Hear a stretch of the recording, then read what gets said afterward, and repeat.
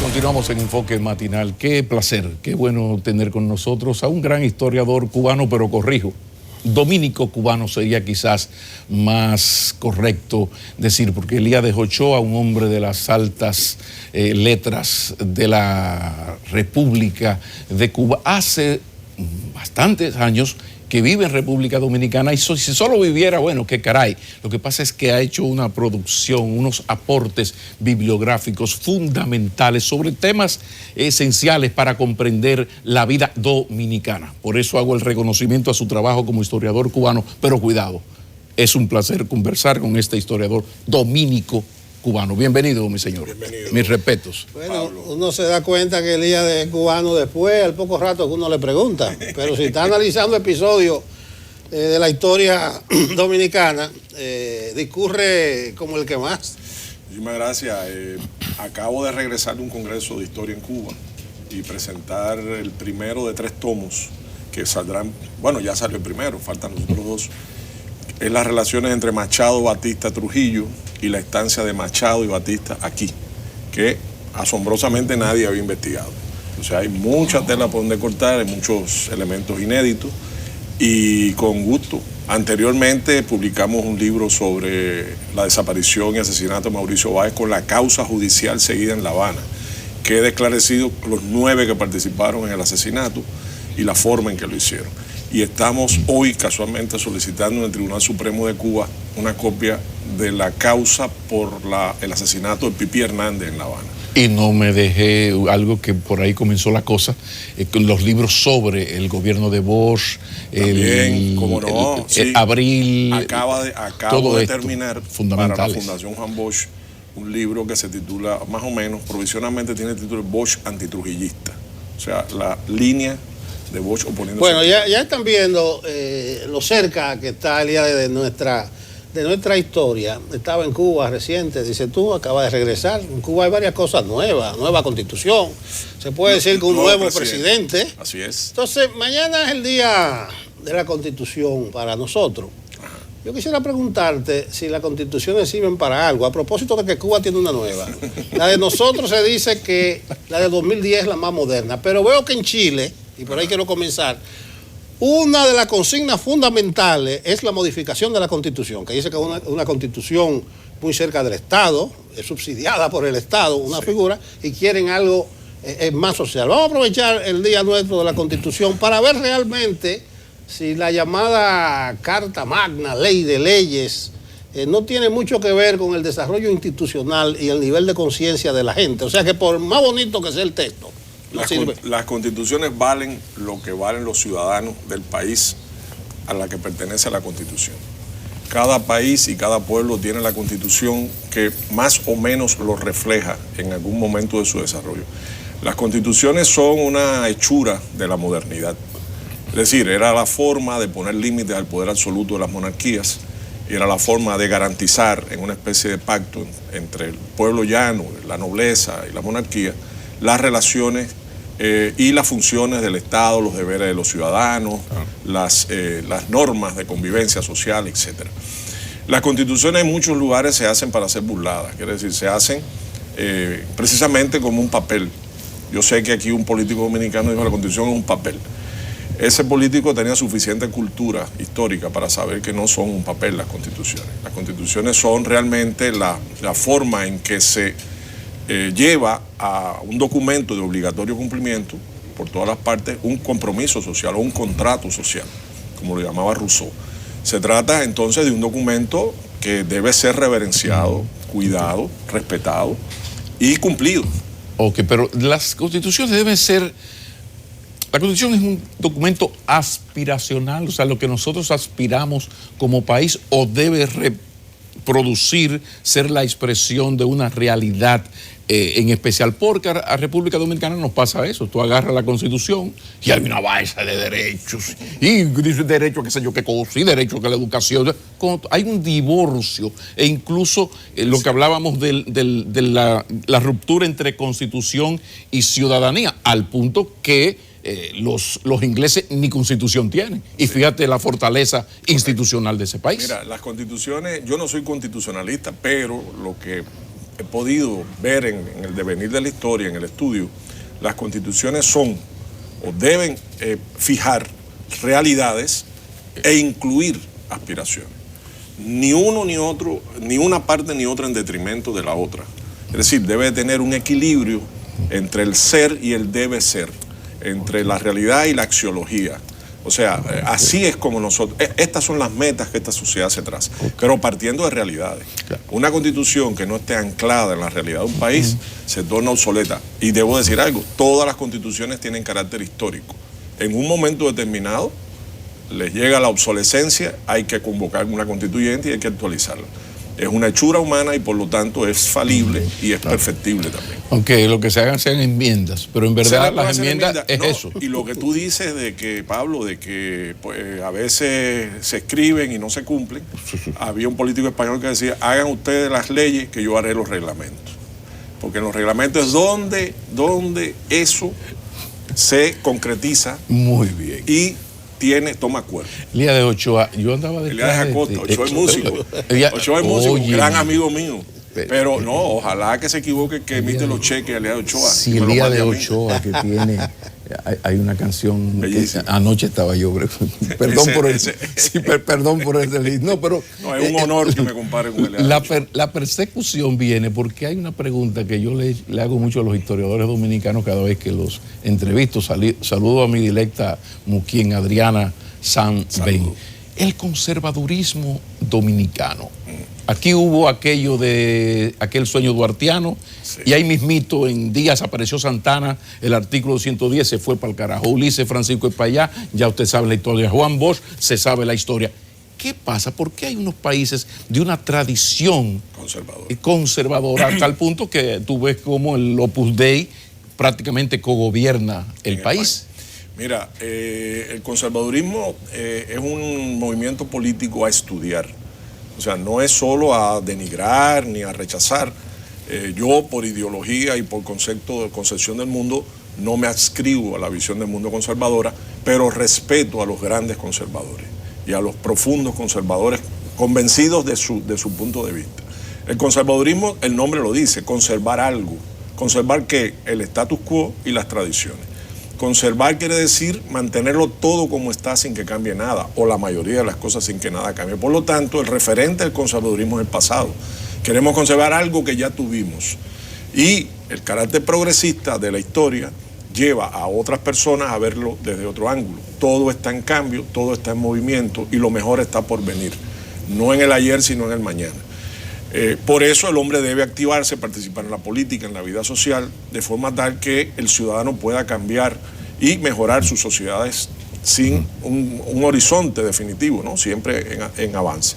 El conservadurismo ha tenido en América Latina y en República Dominicana un alto componente de vinculación en sus orígenes con la tierra, con la tenencia de la tierra, con los latifundios, con los hatos, con las grandes extensiones derivadas de la invasión colonial española y lusitana, en el caso de Brasil, o en el Caribe de otras potencias europeas, que pretendía precisamente que no se tocase la propiedad. El conservadurismo hace de la propiedad un artículo sacrosanto. Todo se puede, menos la propiedad. Por eso la crisis en la reforma agraria. Por eso la crisis. Y por eso la situación explosiva en América Latina, en los 60, donde el tema reforma agraria ha sido el leitmotiv que todavía uno lo oye en muchos lugares, de que es todavía una aspiración por cumplir. Entonces, el conservatismo se ha expresado en una alianza, por ejemplo, tácita y explícita con la religión, en el caso del catolicismo. Se ha expresado también, claro, hay una tendencia dentro de la iglesia. Por eso hablé de Opus Dei, no hablé de la Iglesia Católica, no de la derechona, dentro de la derechona conservadorista también de la hay Iglesia una Católica. Tendencia, la teología de la liberación, que no es conservadora dentro de la iglesia, para ser justo, ¿no? con la iglesia. Entonces, es una tendencia que está viva, que tuvo su momento más de auge, está vinculada al neoliberalismo en el caso de América Latina, que tuvo su tendencia, su momento cúspide en los años 70, principios de los 80, con la revolución conservadora de Margaret Thatcher y Ronald Reagan. Pero el caso dominicano, porque yo tengo escrito por ahí que el problema nuestro es que los partidos supuestamente liberales, revolucionarios o liberadores, el precio de llegar al poder es dejar de ser lo que eran. Eso ocurre. PRD 1978, aquella gran negociación, o el PLD, claro, Frente Patriótico. Pasan a ser, o sea, ¿cuál diferencia hay en las posiciones del doctor Balaguer o del Frente Patriótico ya gobierno a la hora de las grandes decisiones? Tú sabes lo que pasa, Pablo, que también en América Latina hemos sido muy remisos a tener debates ideológicos profundos. Nos gusta el brochazo, nos gusta la anécdota, nos gusta el chiste, pero el estudiar exactamente cómo han transcurrido, cómo han devenido las sociedades, eso es una tarea pendiente. Entonces, por eso hay tanta confusión, donde, por ejemplo, en el caso de España, por ejemplo, pero que tiene que ver con eso, Partido Popular. O sea, los conservadores son por antonomasia enemigos de lo popular, porque son élites. Sin embargo, el Partido Conservador Español se llama Partido Popular. Y aquí te podrás encontrar partidos con apellidos revolucionarios, sociales, o incluso hemos visto nacionalsocialismo en Alemania, que son lo contrario de lo que dice el eslogan del partido. Eso explica mucho la evolución o la involución de partidos que han surgido con una agenda social, una agenda de vocación colectiva, y han terminado siendo igualitos a sus enemigos de las vísperas. Elías, a los historiadores se le hace un poquito difícil, o más que difícil, que son recelosos a la hora de escribir la historia del presente, o inmediatamente presente. Incluso está el referente de Américo Lugo, que sí, Trujillo le pidió que le escribiera una historia del presente.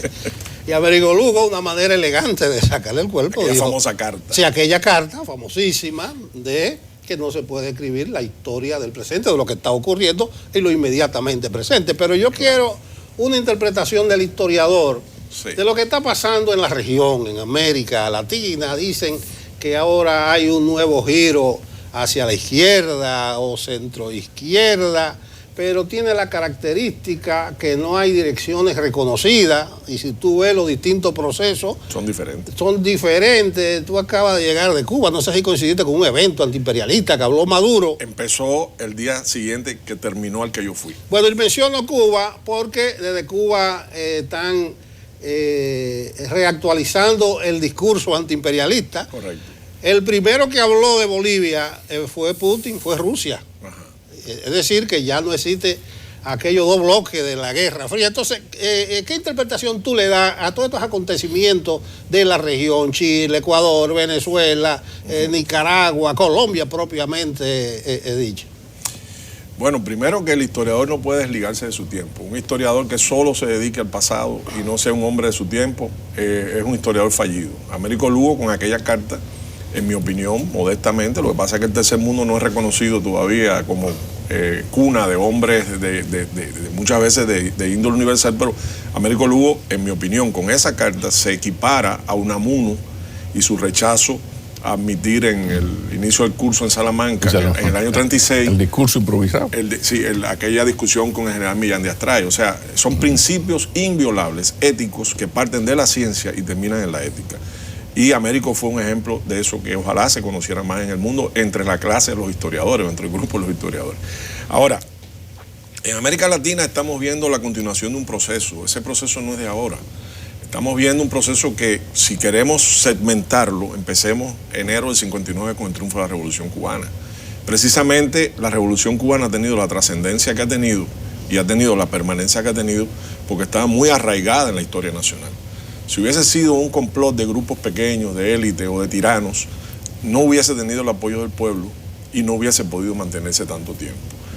Ahora, la Revolución Cubana representó las aspiraciones de millones de personas en América Latina, no hacia el socialismo. No, de hecho, el socialismo en la Revolución Cubana es el fruto de la propia agresividad norteamericana contra el proceso que hizo radicalizar. Una circunstancia. Una circunstancia, no era el plan. Vaya de cochino fue que Fidel se quitó el crucifijo. Claro, porque y dejémonos de relajo. No era para menos. Estaba invadiendo y en el horizonte estaba la flota norteamericana lista a atacar de un momento a otro. Entonces, ante esas situaciones, usted toma quizás el camino que no hubiese, pero era el que le quedaba. El primer deber de todo ser vivo es seguir viviendo. Seguir viviendo. Y tú tienes que defender la vida. Entonces, claro, ese proceso tuvo altas y bajas. Momentos como en los 60, donde se creyó que se podía reeditar la experiencia de la Sierra Maestra. Un error, porque en muchos lugares no habían condiciones. Aquí mismo, la expedición del 14 de junio no encontró la receptividad campesina que sí tuvo en Cuba el movimiento 26 de julio. Otro momento también fue las dictaduras militares, que precisamente para frenar una situación de cambio en Chile, una experiencia, en un país como Chile, conservador, una experiencia socialista de Allende. Entonces, todo eso hizo que en algunos países se avanzara, en otros se estancara, y luego vino a cambiarlo todo, yo pienso que para mal, el neoliberalismo. O sea, el neoliberalismo es una receta de laboratorio de los llamados Chicago Boys, que pretenden extrapolar a América Latina, con sus problemas que son muy propios de América Latina, experiencias de dirección de la economía norteamericana de los países desarrollados, en las cuales las grandes corporaciones abogaban y siguen abogando, el movimiento neoconservador norteamericano sigue abogando por la reducción del Estado y la libertad de acción de las transnacionales o las grandes corporaciones. Un Estado pequeño, una economía capitalista fuerte, libre, capaz de hacer por ganancias lo que haga falta hacer. Por maximizar ganancias, todo lo demás se sacrifica. Los programas sociales, las escuelas, la propiedad social, la participación del Estado en la regulación. Claro, eso es relativo.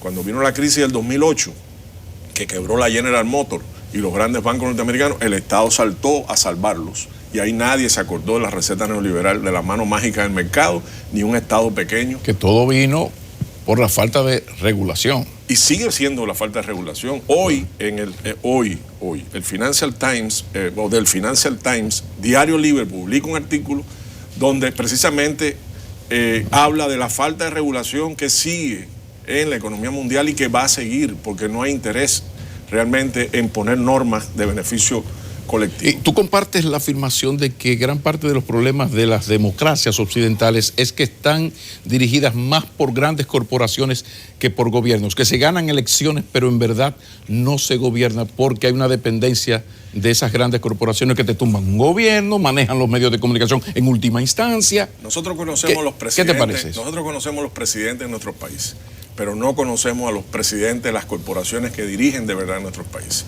Hacemos huelga contra los presidentes de los gobiernos concretos que tenemos delante, pero no podemos hacer huelga con los que deciden nuestra vida, que están en Washington o en New York o sabe Dios dónde, ¿no? Pero en realidad la vida del hombre moderno depende íntegramente y no parcialmente de esas grandes corporaciones. Espían tus datos, saben lo que tú compras, saben a dónde vas, saben tus amistades. Te dicen, te proponemos una amistad en Facebook. Claro, porque ya tú averiguaste todo mi círculo de relaciones, tú sabes que esa persona es amiga de un amigo. Entonces, el espionaje se ha convertido en algo normal.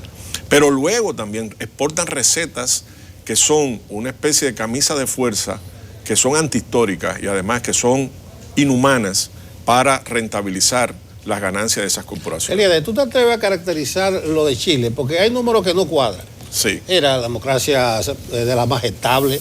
Sí. El conservadurismo estaba instalado, pero entonces ha explotado esto y lo ha emborrado todo. Es que habíamos vivido una mentira. Chile como modelo, aquí el sistema le gusta mover modelos.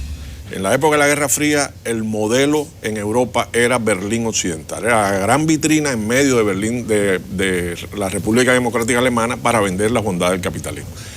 Después del triunfo de la Revolución Cubana, el modelo fue Puerto Rico, que gozó de una bonanza precisamente por ayudas extras para poderlo poner como ejemplo de lo que no debía, de lo que debía hacerse para evitar ser como Cuba. Luego Chile fue el modelo neoliberal. Los Chicago Boys aplicaron todas sus recetas en Chile, estando la dictadura de Pinochet. Por lo tanto, nos han vendido una serie de datos macroeconómicos que son muy lindos y muy convincentes, pero que no tienen que ver con la vida real del pueblo. Cuando tú ves ahora a los chilenos decir que no llegan a fin de mes, pero que hace rato no llegaban, que las aseguradoras de salud son un saqueo y un engaño, que tú estás viendo cómo tus hijos tú no puedes garantizarles la educación, y que no es de ahora, que es de hace décadas. Ahora, es una costumbre ya de las grandes potencias, porque si bien los norteamericanos, europeos tienen su Berlín, su Puerto Rico, por ejemplo, el bloque soviético tuvo su Cuba, porque uno recuerda la excelente relación con aquel Consejo de Ayuda Mutua Económica, del CAME, que compraba a un precio sobre el precio internacional del mercado la caña de azúcar, y vendía a un precio por debajo del mercado el petróleo. O sea, Cuba no respondía, los hechos en Cuba, la realidad social de Cuba, de esa Cuba 60-70, no respondía a su verdadera realidad económica, como Puerto Rico o Corea del Sur, por ejemplo, o Taiwán. Fíjate, por el ejemplo. caso de Puerto Rico, que es un caso ilustrativo, tampoco correspondía, porque viste el desplome que ha vivido Puerto Rico. No, a eso me refiero.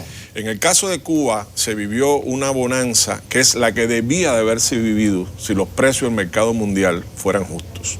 Porque, ¿qué ocurre también? En el mercado mundial el azúcar tenía precio de basurero y sigue teniéndolo en muchos casos, ha subido ahora un poco.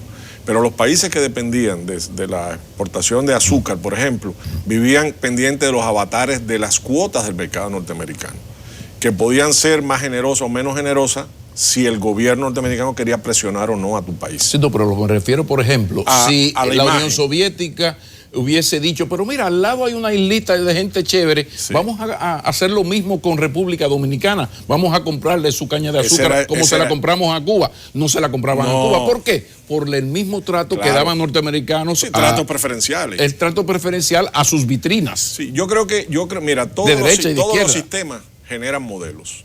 Exacto. Y todos los sistemas generan vitrinas. Eso es innegable. Yo me centré en el caso del modelo neoliberal, pero pudiéramos también abordar eso. O sea, la Guerra Fría fue una guerra despiadada de dos bloques, donde menos el arma atómica se usaron todas las armas. Todas las armas. Y dentro de ella estaba el tema de las aspiraciones, los sueños, el modelo social a seguir, etc.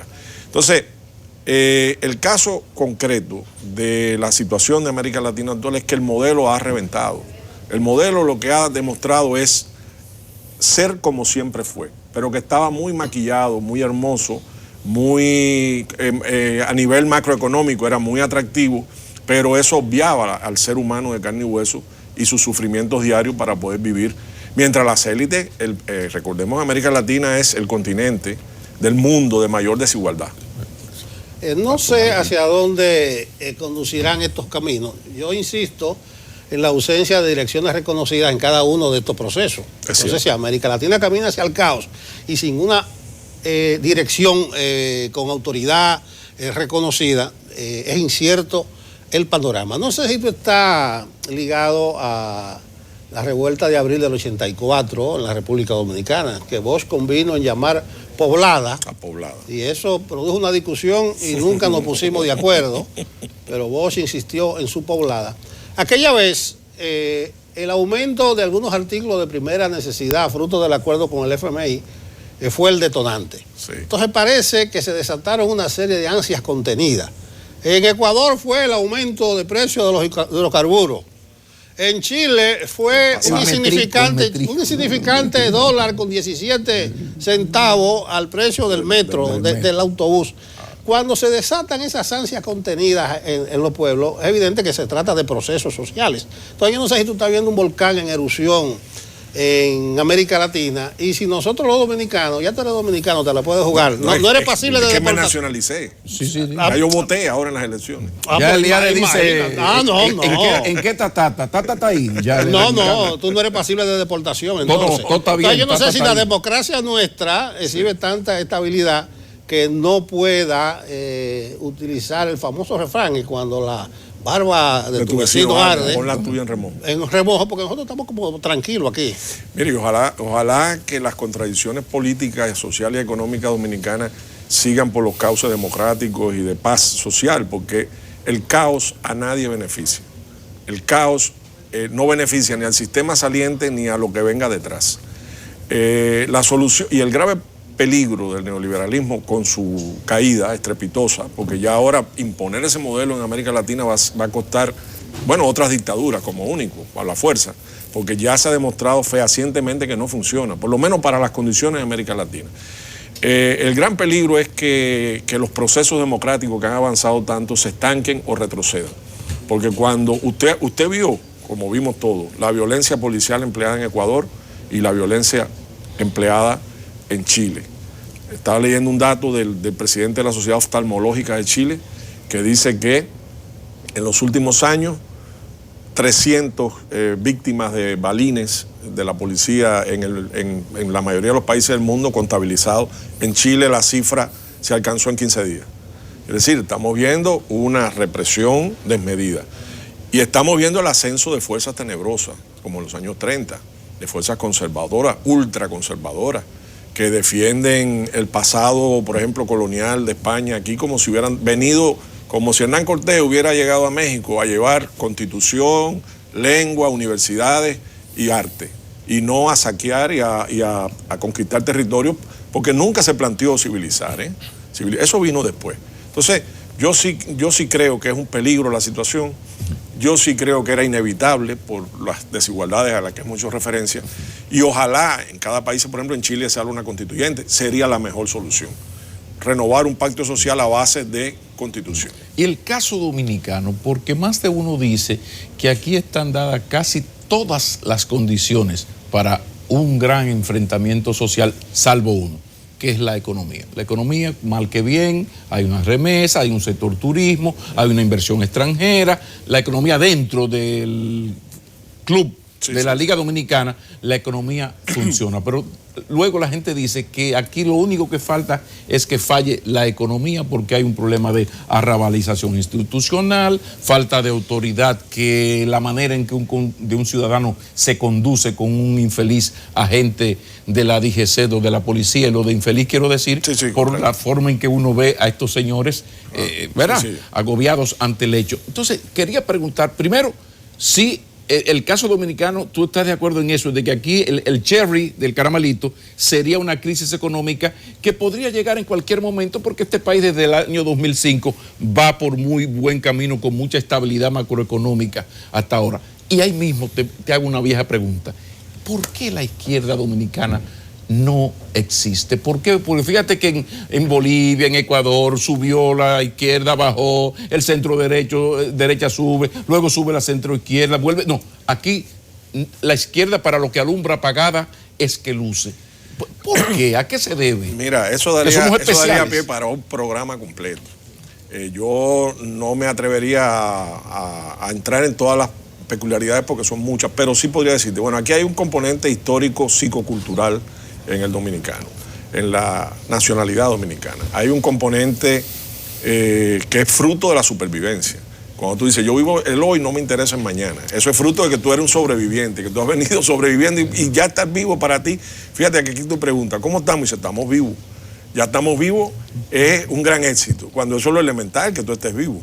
Entonces, también ha habido, y aquí hay un factor importante. Mira, la izquierda dejó de estudiar en el mundo. De estudiar. La imagen que mi mamá me recordaba de nosotros, yo nací en un barrio humilde de Santiago de Cuba, donde había muchos miembros del PCP, incluso un senador del PCP vivía allí, La Roca, la hermana, vivía al Doblar, que era el secretario del partido. Me dice mamá, la imagen del comunista era con un libro abajo del brazo. Es decir, Marx es una teoría a estudiar. De ahí sale la práctica política. Aquí se dejó de estudiar. Aquí nadie lee, aquí muy poca gente se informa, aquí no se debate, aquí no se intercambia, aquí no se investiga. Entonces, lógicamente, el gran atractivo de la izquierda era que proponía soluciones racionales a problemas reales. Si tú has dejado de estudiar, si tú no sabes lo que es Google, si tú no sabes lo que es fake news, si tú no sabes lo que es guerra cultural, si tú no sabes lo que es teoría de dominio del espectro total, ¿qué vas a hacer? ¿Qué vas a decir? ¿Cómo tú puedes convencer a nadie si a ti te falta información? Y ese discurso de los 70. No, ese discurso no tiene nada que ver con las realidades actuales. Wow. Y termino diciendo un factor que es para analizarlo con calma después, que no hay tiempo hoy, que es qué pasó con el país después de la Revolución de Abril del 65. Ahí, porque también aquí hay mucho de inducido, mucha balcanización, mucha penetración, mucho descrédito. Aquí es difícil encontrar líderes que no tengan un pero. Oye, ya tenemos el tema de la próxima Pues, entrevista, porque hasta abril del 65, incluso la cultura mexicana en términos musicales, Cuba y México tenían un liderazgo, al punto que todavía en la reminiscencia, la nostalgia, queda algún programa de música mexicana. Todo cambió. Comenzando por la LCD tampoco, era el romo. El dominicano se endrogaba legalmente con su romo. Es como debe ser. Ustedes mencionan liderazgo, y eso es tema para otro programa. Sí, porque realmente, y ya una ñapita, aquí los líderes históricos no resignan. Ellos mueren o en combate, o sea, siendo candidatos, pero no resignan. Incluso se da la situación actual, se pensaba y que la última oportunidad de Hipólito y de Leonel, pero ¿qué va? Ahora están como el primer guandul. ¿Tú has escrito algo, has estudiado algo sobre el liderazgo en República Dominicana? Bueno, en la figura de Bosch, en los estudios que he hecho de Bosch, sí. Acabamos de publicar ahora el cronológico de oficio de la presidencia del año 63, analizando la papelería de los 3 gobiernos que pasaron por aquí. Son 3 tomos, salió el primero. Y el liderazgo dominicano es sui generis. Yo no he encontrado similar en otras partes del mundo. Lo digo con respeto, no lo digo con acritud, pero es sui generis. Hay que seguir profundizando, hay que seguir una personalidad como Santana, por ejemplo. Otras personalidades también que han tenido altas y bajas. Hay que estudiar. Cuánta elegancia en el decir. Elías de Acosta nos ha acompañado, que no me quedaba yo con esa. Aquí está Elías Ochoa y una canción de Luis Marchetti, que es la que hace que uno se equivoque. Sí. Allí donde tú sabes. Si Caramba. se pudiera, si fuera viernes, te la hubiera puesto, dedicado. pero todo viene de encanta. ahí. Don Elías Acosta nos ha acompañado, historiador dominico cubano. Continúa gracias. Enfoque Matinal.